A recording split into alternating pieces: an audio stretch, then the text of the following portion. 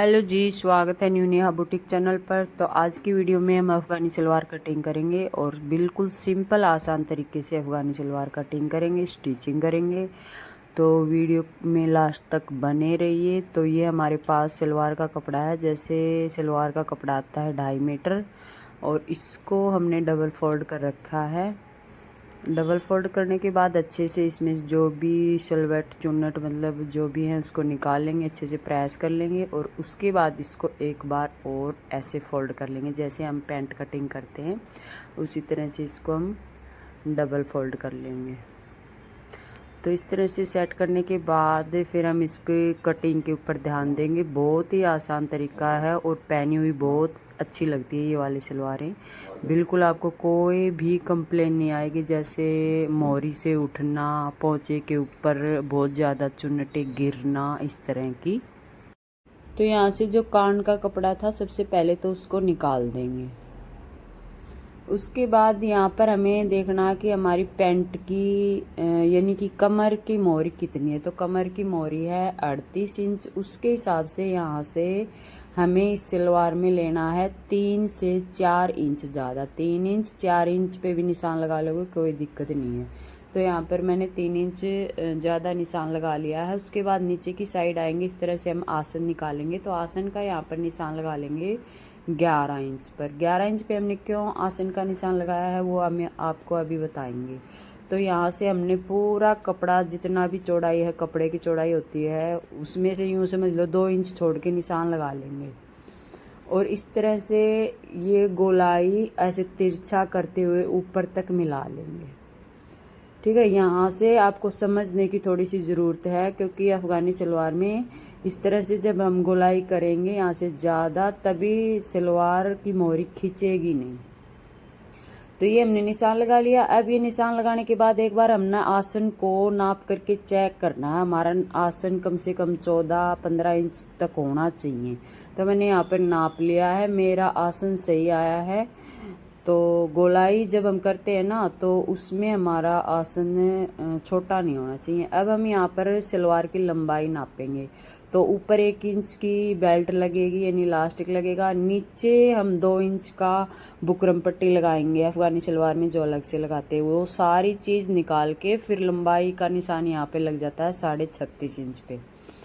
और टोटल लंबाई हमें यहाँ तैयार करनी है 38 इंच सलवार की। तो मैंने यहाँ पे 36.5 इंच निशान लगा लिया है।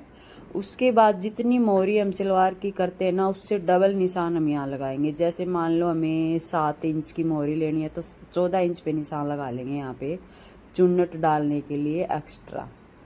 तो ये निशान हमने लगा लिया 14 इंच पे। फिर इस तरह से हम पेंट वाला शेपर लेंगे और उस शेपर से नीचे की साइड मिला देंगे। तो इस तरह से यहाँ पर हमें म्यानी डालने की ज़रूरत नहीं पड़ेगी क्योंकि हमने आसन इसी तरीके से गोलाई करके ऐसे निकाल दिया। उसके बाद नीचे से ये मोरी खींचने का काफ़ी कंप्लेन होता है, तो हम क्या करेंगे, इस साइड हम 1/2 इंच नीचे की साइड निशान लगा लेंगे जैसे कि मैंने अभी लगाया है और 1/2 इंच इस तरह से तिरछा करके यहाँ से कटिंग कर देंगे ताकि मोरी वाली जो सिलाई है वो उठे ना और आसन से भी खिंचाव नहीं निकलेगा। आपने देखा ना हमने किस तरह से आसन को गोलाई किया है। कमर से हमने कम इसलिए रखा है, फुल कपड़ा इसलिए नहीं लिया है क्योंकि कमर में हमें इलास्टिक डालना होता है तो वहाँ से कपड़ा ज़्यादा हो जाता है, वो भी अच्छा नहीं मतलब रहता, इलास्टिक नहीं डल पाती अच्छे से। तो इस तरह से हमारी ये सलवार कटिंग हो जाती है। ये न तो पैंट की शेप में है न ही ये प्रॉपर सलवार की शेप में। हमने बीच का सा ये मेथड निकाला है और अपने खुद के दिमाग से ये इस तरह से निकाला है ताकि सलवार अच्छे से मतलब पहनने के बाद कोई भी इसमें शिकायत ना आए। तो इस तरह से हम इसको खोल लेंगे। बाद में खोलने के बाद 2 पार्ट ये हमारे इस तरह से। अगर किसी को पॉकेट इसमें अटैच करनी है, किसी ने पॉकेट लगवानी है तो हम साइड से भी इसको कटिंग कर लेंगे जैसे हम पैंट में खुला रखते हैं साइड से, उसी तरह से।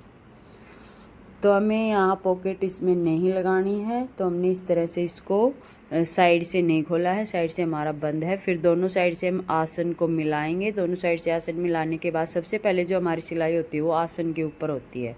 तो दोनों को आपस में आसनों को मिला के एक साइड का आसन हम 1 इंच और कटिंग कर देंगे। जैसे पैंट में होता है ना, आगे का छोटा बड़े पीछे का बड़ा, उस तरह से 1 इंच यहाँ पर हम इसको कटिंग कर देंगे ताकि वो पहनने में भी सही रहेगा। और ये देखिए यहाँ से मैंने पहले इसको चेक किया आसन कितना है, कहीं आसन छोटा तो नहीं है। और उसके बाद मैं 1 इंच इसको नीचे की साइड कटिंग कर देती हूँ। तो इस तरह से छोटे छोटे ट्रिक है ना हमें बनाने पड़ते हैं, इसलिए बनाने पड़ते हैं। हमने जैसे शुरू में ये अफ़गानी सलवार चली, हमने बनाई तो न तो वो सलवार अच्छी लगी, जो हम फुल बेल्ट वाली बनाते हैं वो एकदम लटक जाती है। उसके बाद हमने पैंट वाली बना के देखी, वो भी समझ में नहीं आई क्योंकि वो फिर उठती है, बीच से उठती है। तो हमने बीच का हिसाब किताब निकाल के मैंने इस तरह से एक अपनी सलवार बनाई, तो वो अच्छी सलवार बनी। उसके बाद मैं सभी कस्टमर की ऐसे ही बनाती हूँ। उसके बाद जो हमारे पास ये कपड़ा बचा है इसमें से हम बेल्ट निकाल लेंगे, जो हम लास्टिक डाल लेंगे। उसके लिए 4.5 इंच चौड़ी पट्टी निकाल लेंगे और पोंचे के लिए भी हम पट्टी निकाल लेंगे, जो पोंचे में एक्स्ट्रा पट्टी लगेगी। तो इसी तरह से हमें सलवार कटिंग करनी है, बिल्कुल आसान तरीका। आप एक बार ज़रूर ट्राई करके देखिए, आपकी सलवार में कोई भी गड़बड़ नहीं होगी।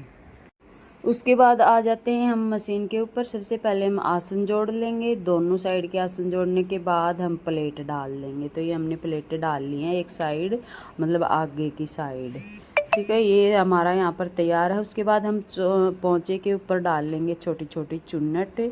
तो इतना प्लेन रखेंगे सिलाई के लिए। उसके बाद सुई से बिल्कुल छोटी छोटी चुन्नटें डाल लेंगे और चुन्नटें डालकर एक बार पोंचे को तो चेक कर लेंगे। पोंचा चेक करने के बाद हमारा पोंचा 15 इंच या 14 इंच तक तैयार होना चाहिए। इस हिसाब से हम इसमें छोटी छोटी चुन्नटें डाल लेंगे।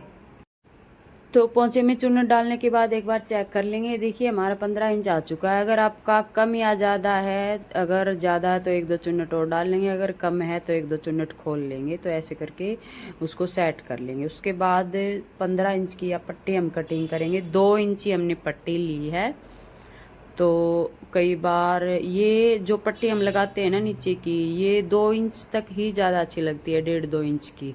बाकी तो देखो कस्टमर की मर्ज़ी के हिसाब से हम ये पट्टी लगाएंगे जितनी भी लगवानी है। उसके बाद इस तरह से हम 1/2 इंच का कपड़ा एक साइड से फोल्ड करके सिलाई लगा लेंगे। उसके बाद फिर से पट्टी पलटेंगे और फिर से एक पैर की सिलाई यहाँ पर लगा लेंगे। तो इस तरह से हम बुकरम को इसके अंदर सेट कर लेंगे।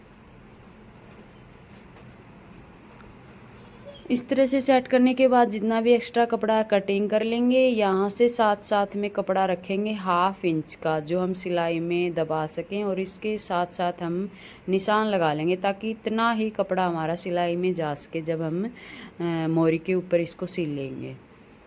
उसके बाद ये सलवार की उल्टी साइड है, तो उल्टी साइड हम पट्टी को लगाएंगे इस तरह से, जो हमने मार्जिन छोड़ा पट्टी के साथ साथ में इसी के ऊपर सिलाई लगाते हुए इसके ऊपर हमने निशान लगा लिया ताकि उतना ही कपड़ा हम दबा सकें।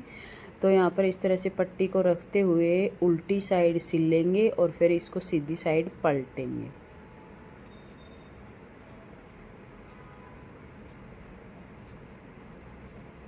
तो इस तरह से ये सिलाई हमने लगा ली। उसके बाद इसको पलट लेंगे सीधी साइड। जितना भी मार्जिन है अंदर की साइड दबाते हुए यहाँ पर इस तरह से पट्टी को फिक्स कर लेंगे और साथ साथ में हम इसमें लगा लेंगे लेस, ताकि थोड़ा सा पोंचा और सुंदर बने।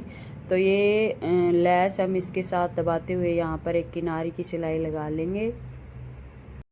तो जैसे ये लेस हमने यहाँ पर लगाई है उसी तरह से हम नीचे की साइड एक लेस और लगा लेंगे ताकि थोड़ा सा डिज़ाइन और हम इस पोंचे पे बना सकें।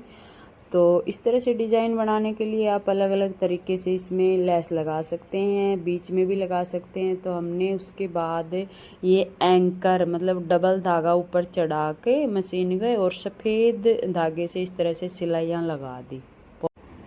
तो एक धागा हम नलकी में रख लेंगे, दूसरा हम फिरकी में डाल के इस तरह से डबल धागा हम ऊपर से सुई में डाल लेंगे और इस तरह से एंकर की सिलाइयाँ लगा लेंगे। यहाँ पे हम डबल भी कर सकते हैं, ट्रिपल भी कर सकते हैं। तो इस तरह से पोंचा भर लेंगे थोड़ा सा और डिजाइनर लुक देने के लिए।